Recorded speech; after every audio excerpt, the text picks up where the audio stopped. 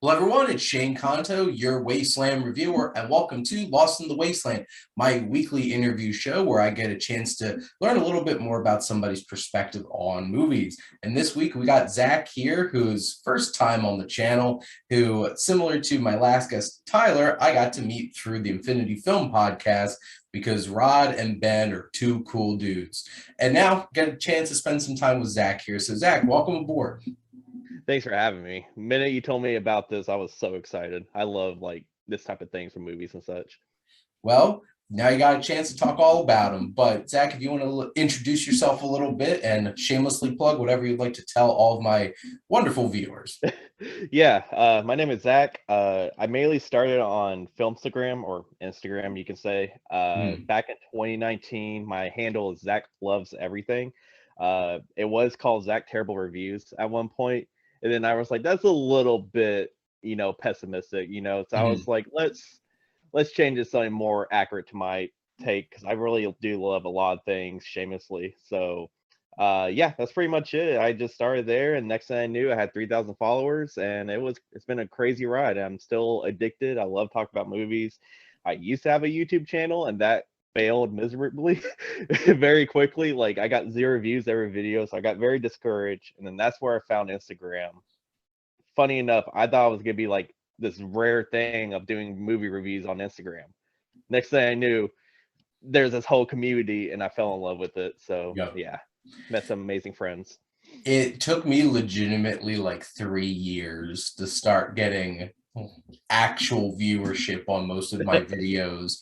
And there's definitely times where I almost gave up on this, but I've been doing this now for 6 years and finally doing something. So there you It, go. you had to have dedication, man. And I'm one of those that like I get very discouraged very fast when I put so much effort in those videos, Mhm. editing and stuff. I know you're probably very familiar with that. But something about Instagram for me fit better.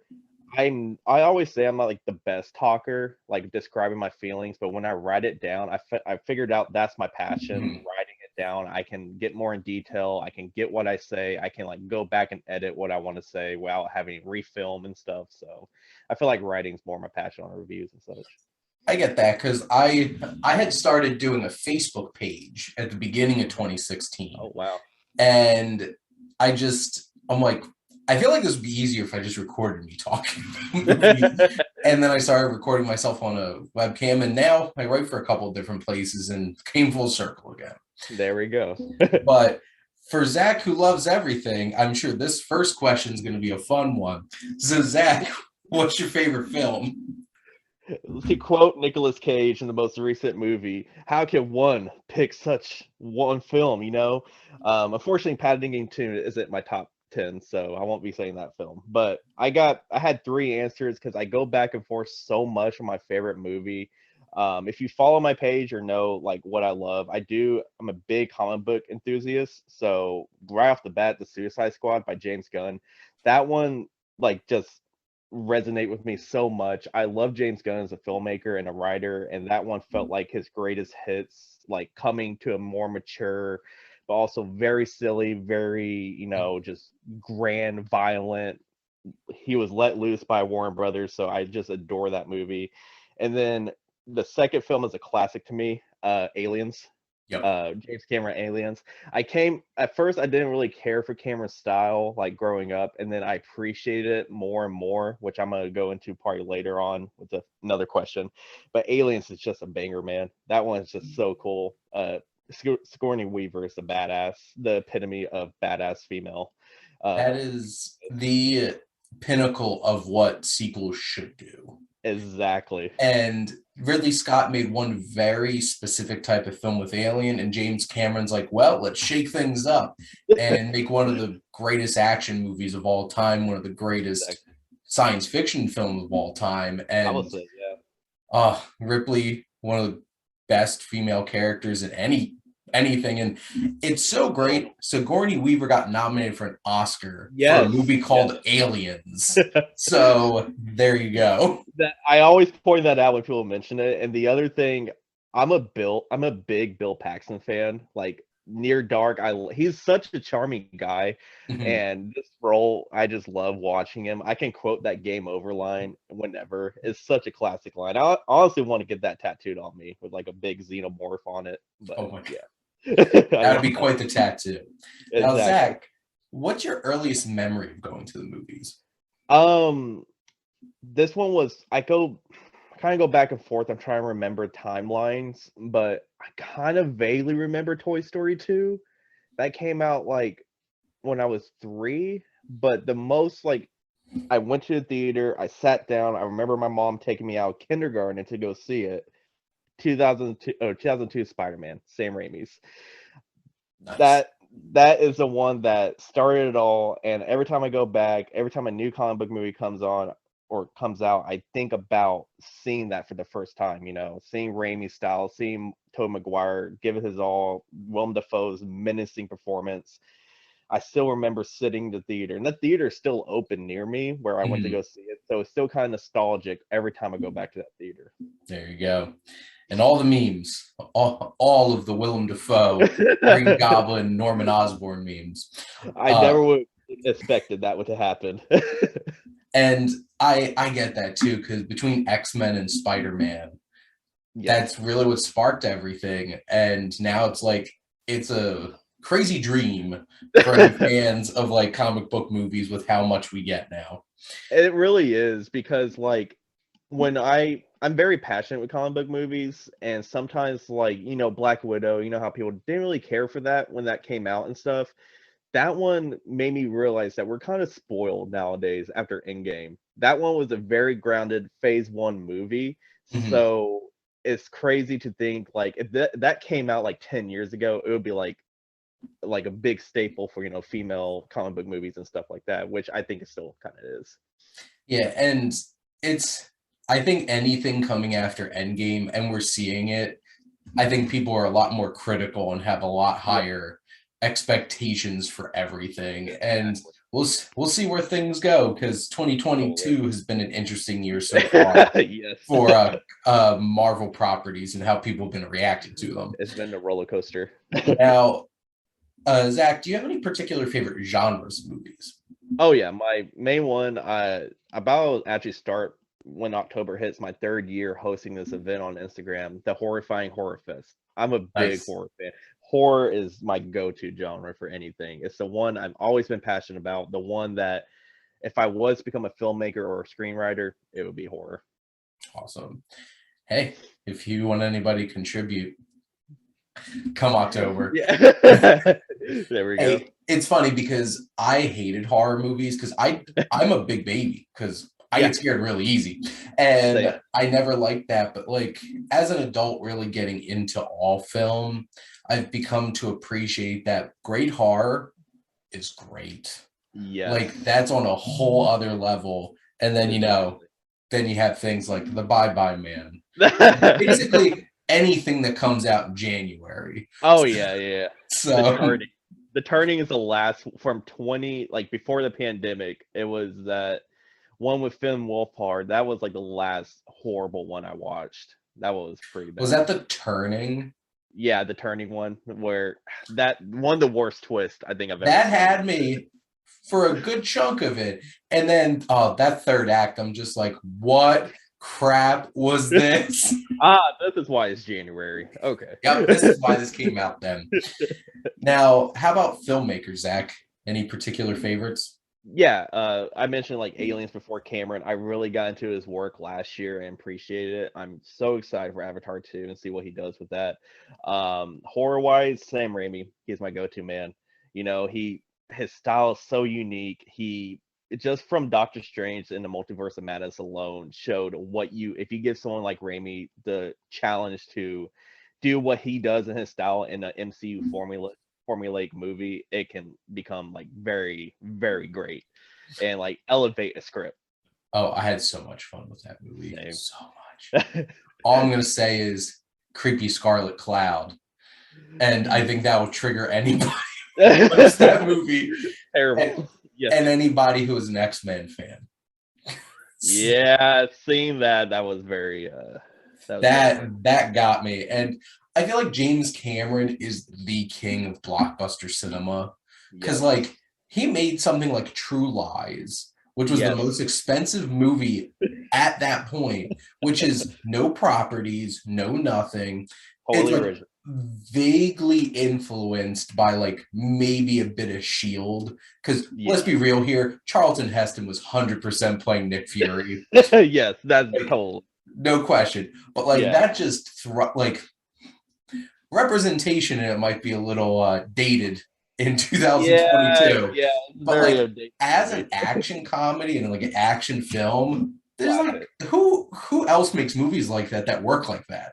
Exactly. Jamie Lee and Schwarzenegger is just top notch. And Top like notch. the Terminator movie is a very influential movie to me, just from the guerrilla filmmaking that he had to do with the practical effects, the fact that the body bag scene is his leather jacket, just what you can do with a camera to hide a lot of things. It's Yeah. just he's a man. He's just a great director. All I'm gonna say is I wish all the time and effort he's putting into Avatar movies, he put into making Terminator sequels. Yes. Because Oh. I don't want to see anybody else's Terminator sequels. No, I I'm only done. want to see James Cameron's Terminator sequels. I'm done. Dark Fate ruined me. I'm done with that. And like a lot of them had potential too. Yeah, And then they're just so dumb. they Like, really are. and it's just like, and I don't think anybody took Genesis seriously after they Oh my released the god. spelling of the title.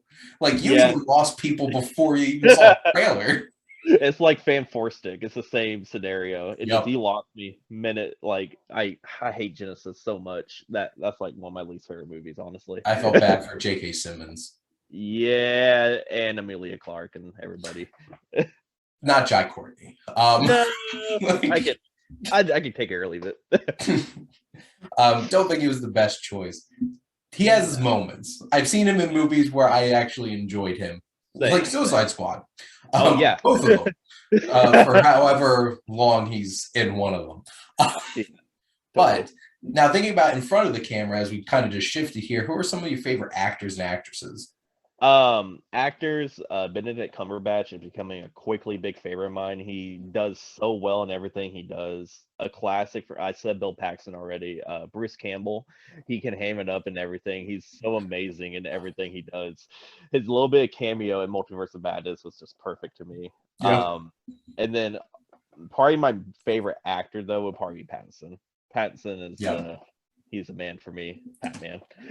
It makes me so happy to see him and Kristen Stewart Yes. having legitimate careers Yes.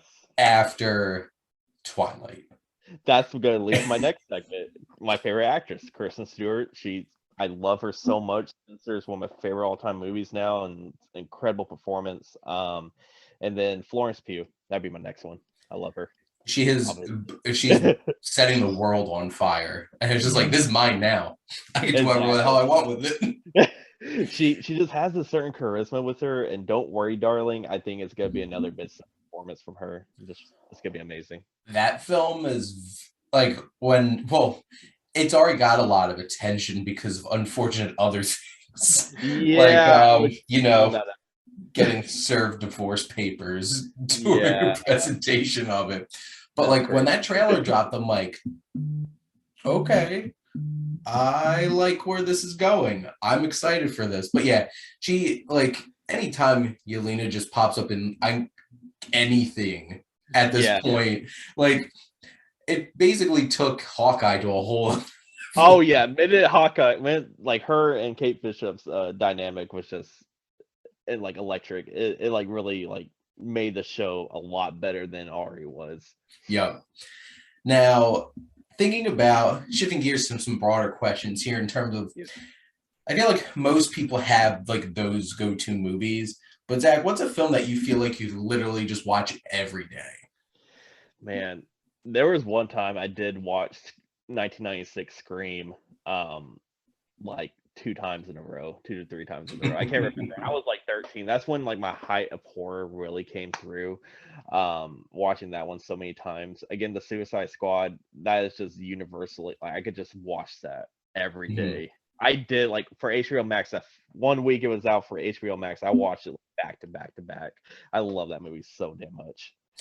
Yeah, that was a bad model for Warner Yeah, Brothers, but we all reap the benefits. yeah, that's true. I got to watch it like 5 times, like I said. And then Birds of Prey. That one, it's just a quick hour, 40 minute, boom. Mhm. My favorite DC character, in and out. I love it. Yeah, I feel like too many people give that movie a lot of crap. I'm like, I feel like you don't know how to have fun. No, they really Or did. like I thought Birds of Prey was such a great time. And Exactly. Ewan McGregor just hamming it up. Yes. And I feel like Margot Robbie is just like chef's kiss at this point. I'm very much an advocate that she should have been nominated for that movie, especially the lineup from like 2020. We will I guess we'll see if Lady Gaga actually winds up being in Joker 2 and God. how that goes. That That's seems a to be whole one of the story. strangest movies, period. And Oh my god. I guess we'll see what happens. If that makes another $1 billion, I'm What do like, we know? anything can happen. Yeah. Anything. We're in a world where a Top Gun sequel is now the highest grossing film in the history of Paramount Pictures. Anything could happen at this Literally point. anything. So there you We go. box office is just crazy. Look at like like I thought that was my number one pick for the summer, and now it's like not even top 10. I think No, it's bad. it's crazy. I Yeah. hope we didn't peak though. It feels like the biggest ones came out. I guess we'll have to see how Nope does. Yeah. Nope. And Bullet Train. So I hope it is as good as the trailer makes it seem to be. And if it is that good, I really hope people go out and see Bullet Train. It's an R-rated movie, so that's kind of worrisome. But look at Deadpool. I mean, it's from the creators of Deadpool, so Yeah, David Leitch, who directed Deadpool 2, yeah. directed this, so he's on a It's gonna be roll. Those John Wick guys. Um, Now, what film do you connect with that closely relates to another interest of yours? I'm a big music guy. Music is my second passion. Every time I post music though on my page, it gets the least amount of attention, which is understandable. It's a film community. But the one film that like resonated with me like instantly when I watch it is 2020 Sound of Metal. That one that one hit hard. Like that whole process of I think is it pronounced tinnitus, right? The ear like when you're like losing your hearing slowly.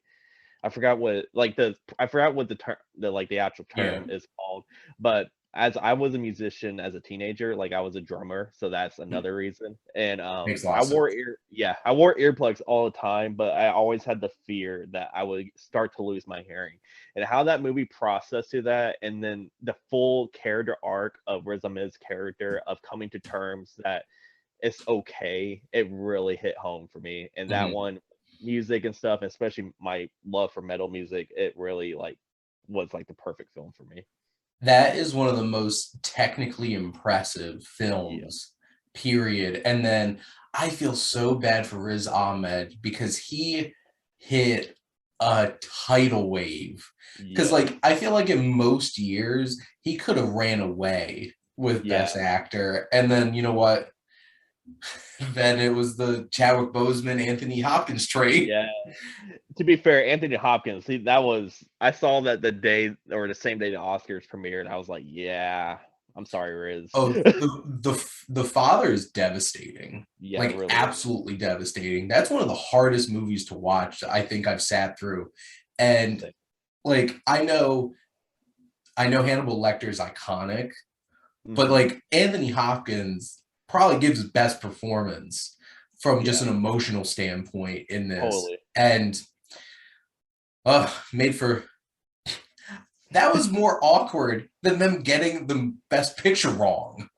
Yeah, Like that was really rushed Oscars. That was a very off year. that Obviously, was a unfortunate moment, and I felt so yeah, bad for Joaquin Phoenix, who was standing up on stage, and that was yeah. the dumbest idea ever to put that on at the end of the show. In Um, front. picture because you build it up like, oh, maybe it's gonna be Chadwick, because of what happened. No, Anthony Hopkins. All right, have a good night. Who wasn't there. Yeah, he And wasn't. and they wouldn't set up like an interview thing in Wales for him. And the thing is, it's like, this man's 80 years old during COVID. He don't want to go anywhere. He wants to go to bed. And it's just like, and also, to be fair, probably by the end of that show, it was like 3 a.m. in Wales. That's true. Yeah. He just wanted to go to bed. Sleep. But he did dance the night after on his Instagram, so he's always good. He is such a blast to watch on social media. One of the best social medias. Yep. Which is the most unexpected thing ever. You would never think Anthony Hopkins, TikTok star. But anything's possible. Now, Zach, who's a movie character you feel like you connect with on a deep level? I'm going back to my comic book love and stuff. I think the two I go back and forth with a lot, especially with the arc that was just presented. Thor, his grief arc in Endgame, and especially in Love and Thunder. I know people are very divisive on that film right now, but to me, I love that movie, and his arc of overcoming but still holding on to his grief but using love instead of sadness is a really big and similar aspect that I try to hold on to.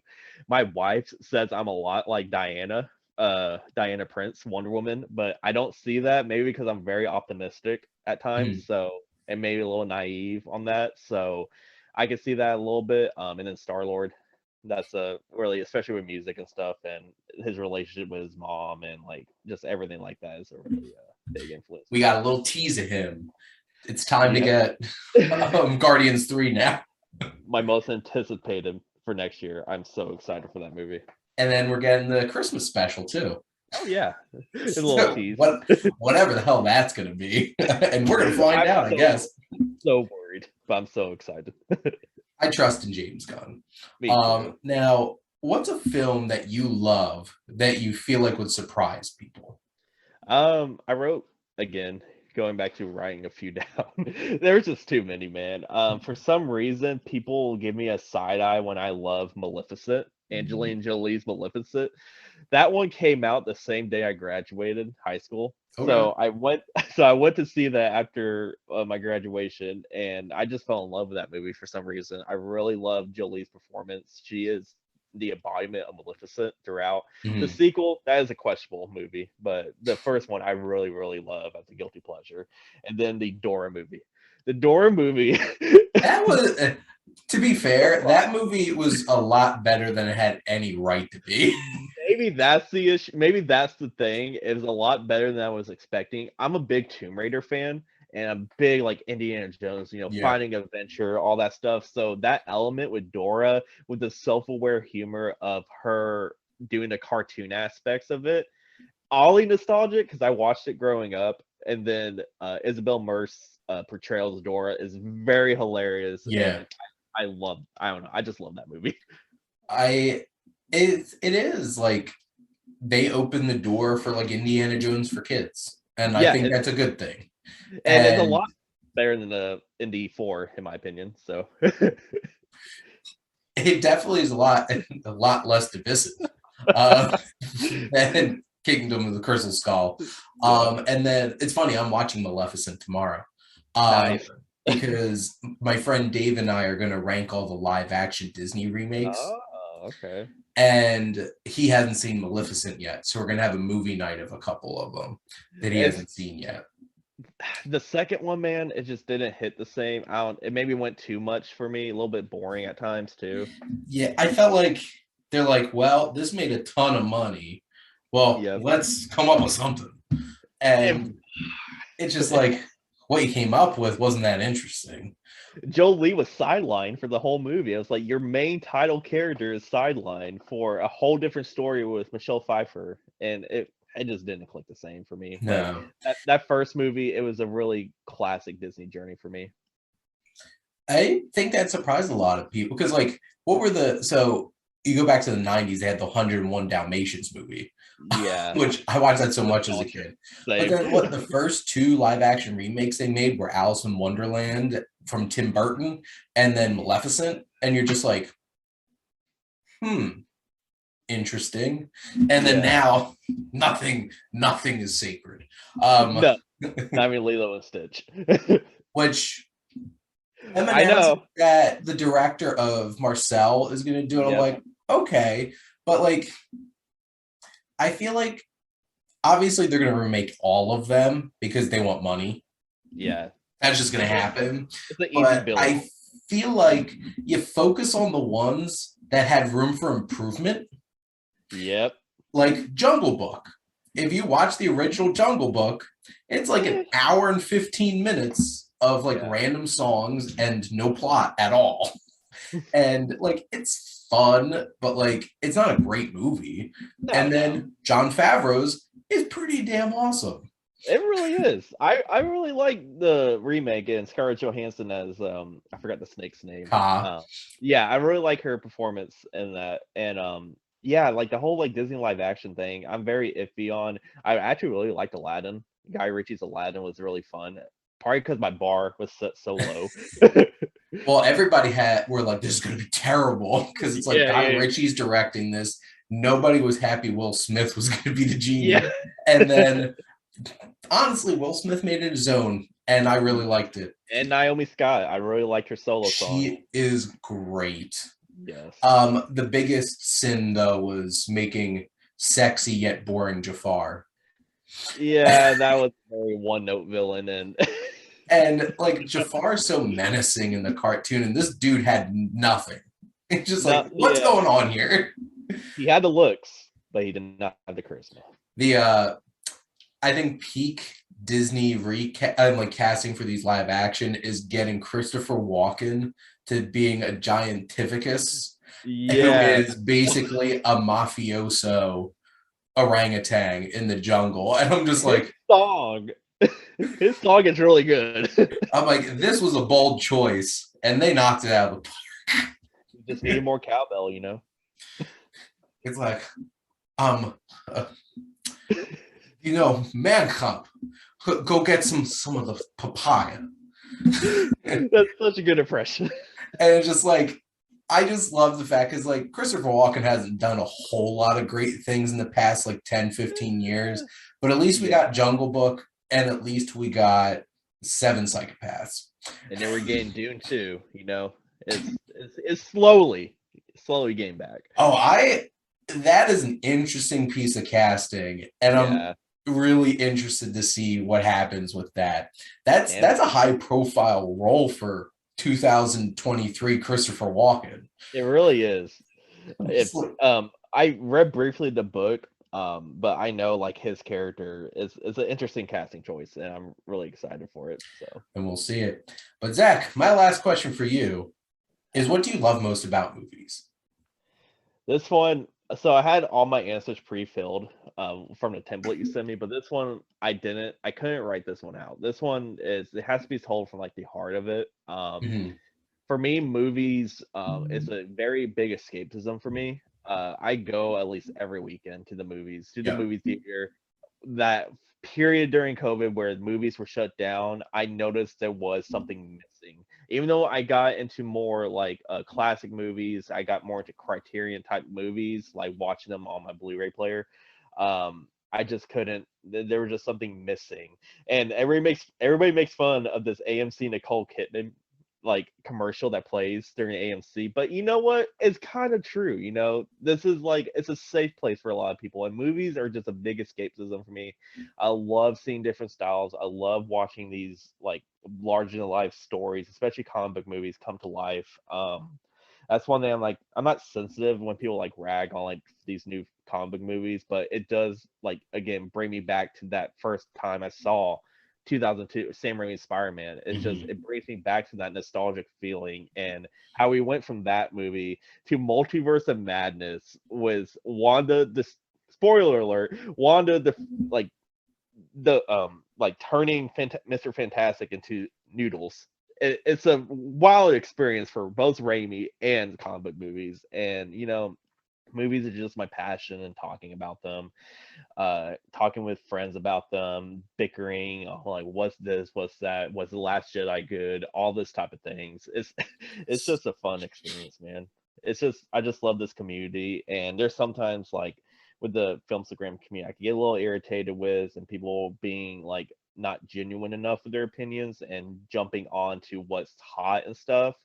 But if you're friends with the right group, like Rod, Ben, everybody from the Infinity Field content podcast, Tyler, you, I can tell the community is strong, and it just brings like really nice, safe place atop of movie theaters. I think you find genuine people when they're unabashedly will love what they love. Exactly. And, you know, with Rod and his deep, deep passion for Dakota Johnson. Yes. And, like, one of my favorite films of all time is Shrek and will always be Shrek. And I don't care what anybody has to say. It's like, you know. I can't talk to you. I love Shrek, man. Shrek is a great movie. Shrek is life. Shrek is love. But one comment I will make about the Nicole Kidman video, for all of our sake, they should have filmed like 5 different actors and put them on rotation. Yeah, have them do their own monologue, Yes. what film means to them. But it's Nicole Kidman. Everybody gets excited now. I salute that ad. I love that ad. Her seductively looking at the audience at the very end on her last line. And I still don't get the code switching with her accent, though, at the end, where it's like, AMC Theaters, we make movies better. Yeah, it's like, pick an accent. That irrationally makes me angry every time it happens. I'm like, why did you switch accents in the middle of this ad? I haven't noticed really until you just pointed this out. So now when I go see the Crawdads tomorrow at AMC, I'm gonna be looking for that. Well, I'm seeing Crawdads this afternoon. I'm seeing Paws of Fury tomorrow, and that Gabby Gifford's documentary on Sunday. So all 3 times I go to AMC this weekend, gonna be sitting there with Nicole Kidman. And the worst part is the trailers are finally over, and you're like. And I love watching other people at the movies who might not go as much, and they're like, "Oh, thank God!" And like, nope, and it starts rolling, and they're like, It's always nice seeing other people because people like they're people like us who go all the time. You can point them out in the crowd, but like a family that goes see the next Marvel movie or the next animated movie, they're not there a lot, and you can tell it's always the dad that's just irritated. It's like, come on. And then when you go to the Dolby Theater, especially mine, they showed 3 ads after the trailer. They showed the AMC ad, they showed the Nicole Kidman ad, and then they showed the Dolby screen ad. I'm like, I'm already in the Dolby Theater. I know what this is. It's sitting in it. But to wrap things up, Zach, I always let my guests ask me a question. So what would you like to ask the Wasteland Reviewer? Let me see. What are 3 movies that are critically panned or people do not love that you passionately love?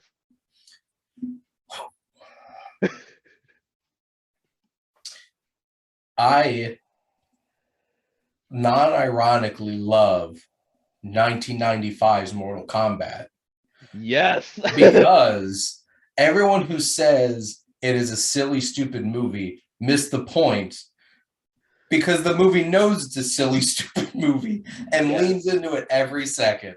And I could quote that movie so much. And yeah, the 1995 CGI is atrocious.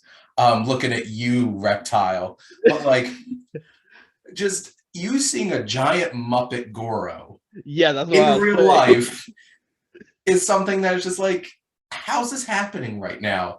But I love it. It's amazing. Yeah, those are $500 sunglasses, asshole.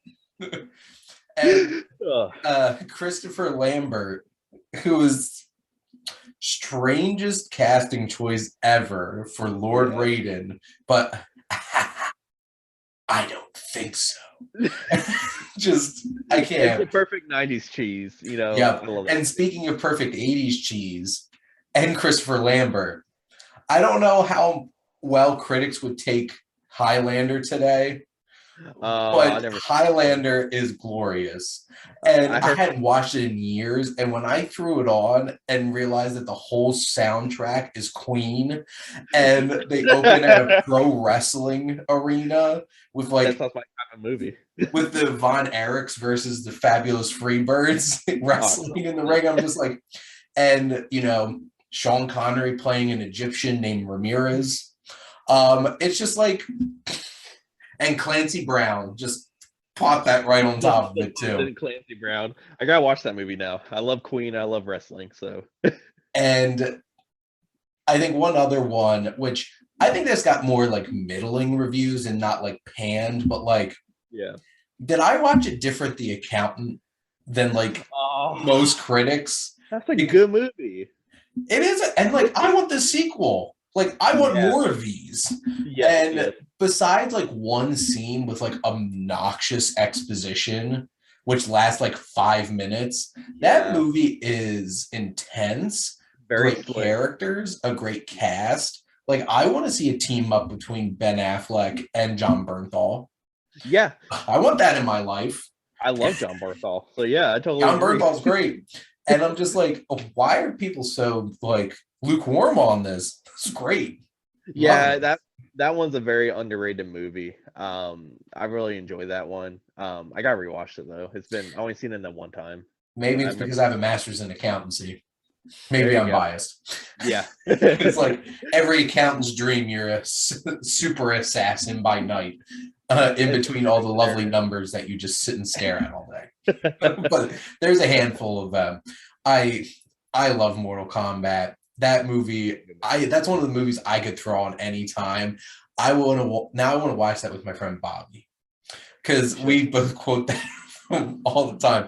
He is particularly a quoter of Kano. Hello, baby. Did you miss me? Like, give me a break. That's a really good Kano impression. Yeah. There's a good double feature within that. It's Mortal Kombat and another personal favorite of mine, the My Morphin Power Rangers movie from the 90s. That's a perfect double feature, When I rewatched that, and the moment you realize that Belloc from Raiders of the Lost Ark is Ivan Ooze, Yep. and then you see CGI Megamorph, like the Zord at the end, and like It's giant so CGI, it's just like, what is going on here? not even the dark lighting from the night can cover up that bad CGI. It was. No, I don't get why everything they before like. that. I know it's a movie and it's supposed to be like bigger, and they're like, we got budget. Yeah, It would have looked better if it was just people in the suit with a model. I mean, looked better than the movie. exactly. I rewatched the Power Rangers movie last year, and I refound my nostalgic love for that, and I really enjoyed that. And I forgot the Pink Ranger's name. Is it Kimberly? Kimberly. Yes. Kimberly. And she's a fucking, excuse my language, she's a freaking badass in that movie. She's really cool. But we watched it and it was just so bad, but so good in a way. So I rewatched the TV show a little bit. I'm like, why didn't they use big people in costumes in a little city? Just have it a little bit more, I don't know, more action. You got the budget. You could use more for that budget. Yeah, make the model look even more realistic. Exactly. Instead of like, I want to know how much in today's money did they spend to make those CGI characters at the end, inflation. and be like, what was wrong with you? It was missing a Krispy Kreme ad though. That's just a bunch of fun. Yeah. And Kimberly was like every 90s kid's first crush. Yeah. And my brother is such a huge fan of JDF, who is like a legit martial artist now. Yeah. I'm like, that guy would like straight up murder you at this point.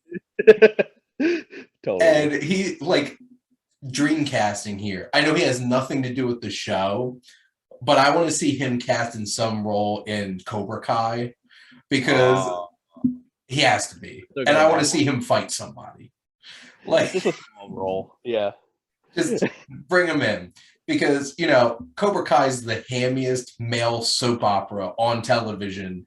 A lot period. Of and it's so much fun. That's what people say. I gotta watch it though. I still gotta catch up. It, it has the same problem with like it just keeps doing the same thing over. I'm like, how many times can Johnny and Daniel get together and then get fighting again? But like Yeah, it just it works every time. yeah. That's funny. But Zach, this was a lot of fun. Yes, it was. I really appreciate this. Well, thank you so much for coming on. I'll definitely have you on in the future.